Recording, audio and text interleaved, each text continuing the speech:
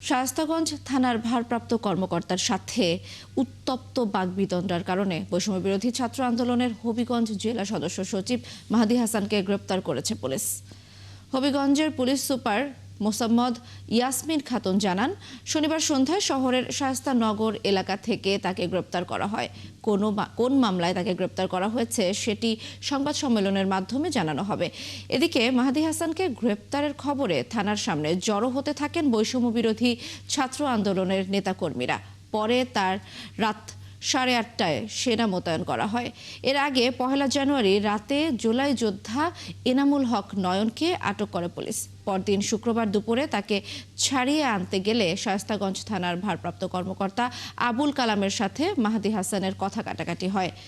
সেই কথা কাটাকাটির ভিডিও সামাজিক যোগাযোগ মাধ্যমে ছড়িয়ে পড়ে। এতে দেখা যায় মাহাদী নিজেই জুলাই অভ্যুত্থানে বানিয়াচং থানায় হামলা ও পুলিশ কর্মকর্তা সন্তোষকে পুড়িয়ে মারার কথা স্বীকার করেছে। আমার সন্তান, আমি জানি সে ভালো, সে দুর্নীতি কোনো কাজ করার এই শিক্ষা আমি দিই নাই।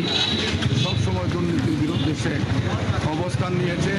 কোনো একটি কুচুক্তি মহলের চক্রান্তে আমাদের বিপ্লবকে কুক্ষিত করার জন্য আমাদের বিপ্লবী ভাইদেরকে টার্গেট করে সেম প্রসেসে আবারও হত্যা খুন করার জন্য এই প্রচলন শুরু করেছে।